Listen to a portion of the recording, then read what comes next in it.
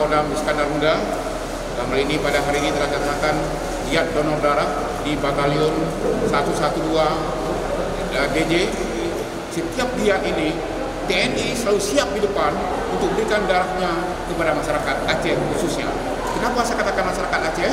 Karena memang PMI Banda Aceh melayani pasien-pasien rujukan yang ada di rumah sakit, 27 rumah sakit yang ada di Banda Aceh, Aceh Besar, Calang, dan Sabah. Sekali lagi, dalam kegiatan ini, mudah-mudahan ini dengan target 200 kantong darah ini, insya Allah akan tercapai dan bermanfaat bagi masyarakat yang membutuhkan darah. Sekali lagi, Dirgahayu Republik Indonesia, dan terima kasih Tentara Nasional Indonesia, Panglima Kodam Iskandar Muda, seluruh jajarannya. Ini semoga Allah senantiasa melindungi kita semua.